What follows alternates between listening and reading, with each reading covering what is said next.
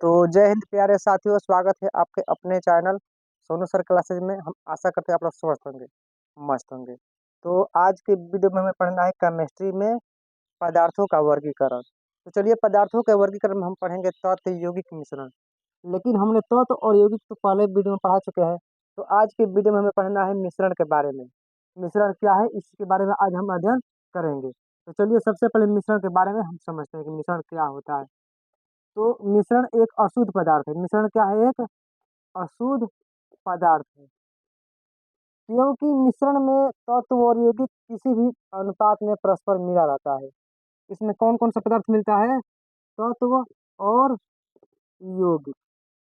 इसे किसी भी अनुपात में परस्पर मिला देने से जो पदार्थ बनता है उसे ही मिश्रण कहा जाता है। मिश्रण समझ में आ गया। अब हम मिश्रण का उदाहरण पढ़ेंगे।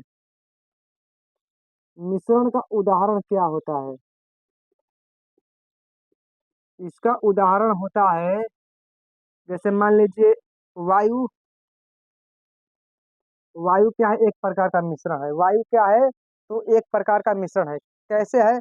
क्योंकि वायु में carbon dioxide, oxygen, nitrogen, hydrogen सब गैस मिला रहता है। यानी कि कार्बन डाइऑक्साइड,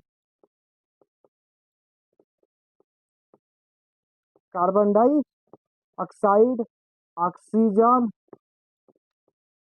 ऑक्सीजन, नाइट्रोजन, ये सारे गैस मिले रहते हैं। तो इस प्रकार हमारा वायु बनता है। तो वायु क्या हुआ? एक प्रकार का मिश्रण हुआ। अब जैसे मान लीजिए बारूद, जो कि बारूद होता है, ये भी एक प्रकार का मिश्रण है, क्योंकि इसमें भी कई तरह के तत्व यौगिक मिले रहते हैं। जैसे मान लीजिए गंधक हो गया। गंधक के बाद मान लीजिए इसमें क्या और रहता है? तो सोरा हो गया। सोरा के बाद इसमें पाया जाता है कोयला। क्या क्या पाया जाता है? तो गंधक, सोरा, कोयला। गंधक, सोरा और कोयला के मिलने से हमारा बारूद तैयार होता है। अब इस्पात ले लीजिए। इस्पात में होता है लोहा। क्या पाया जाता है? लोहा पाया जाता है। यानी कि लोहा, कार्बन और अन्य जो पदार्थ होते हैं, उस जैसे निकेल मान लीजिए, क्रोमियम मान लीजिए, उसके मिलने से बनता है। तो इस प्रकार इस्पात का निर्माण होता है। तो इस्पात में क्या क्या पाया जाता है? तो इस्पात में पाया जाता है लोहा, कार्बन और अन्य पदार्थ। लोहा, कार्बन, निकेल ले लीजिए, निकेल हो गया अन्य पदार्थ। इस प्रकार हमारा इस्पात तैयार होता है। तो ये मिश्रण का उदाहरण होगा। अब हमें पढ़ना है मिश्रण के गुण।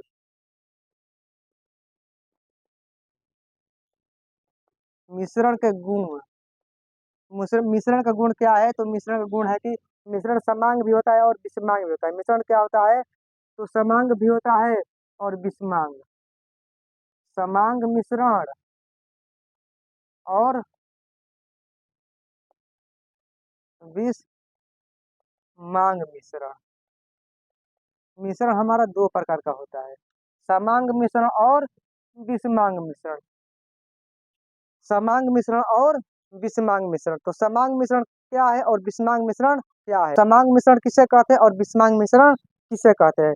तो समांग मिश्रण वैसा होता है जिसमें तत्व यौगिक पूरी तरह से घुल जाता है। जैसे मान लीजिए, अगर इसको हम समझाने के लिए आपको जैसे एक गिलास पानी आप ले लीजिए। ये हमारा हो गया एक गिलास पानी। अगर आप इसमें चीनी डालेंगे तो क्या? पानी में अगर आप चीनी डालेंगे तो क्या होगा? शरबत बनेगा। क्या बनेगा? तो शरबत बनेगा। शरबत एक प्रकार का समांग मिश्रण होता है, क्योंकि इसमें चीनी दिखाई नहीं देता है। अगर वही पानी में आप रेत डालिए, इसी पानी में आप रेत डाल दीजिए।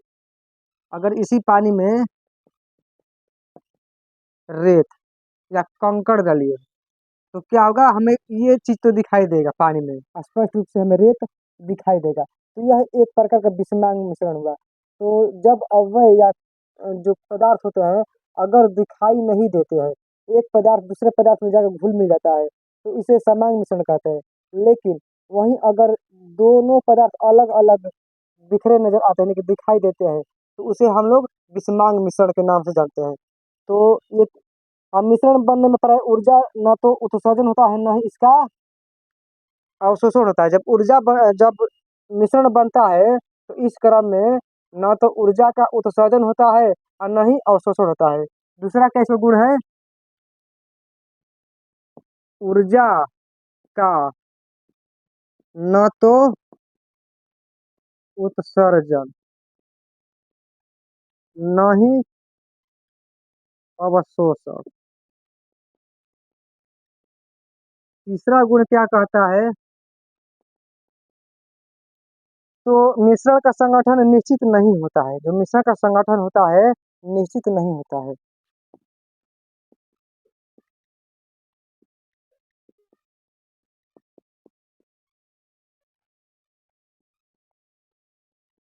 निश्चित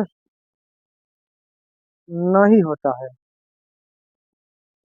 चौथा क्या कहता है मिश्रण का गुण? तो मिश्रण के दौरान क्वथनांक आदि निश्चित नहीं होते हैं। जो मिश्रण का दौरान और क्वथनांक है, ये दोनों क्या होता है?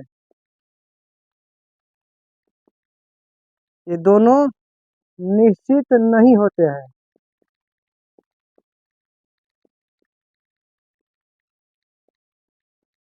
नहीं होते हैं। तो ये है मिश्रण का गुण। मिश्रण का गुण इसे कहते हैं। तो ये था मिश्रण। आज हम अभी हमने मिश्रण के बारे में पढ़ा।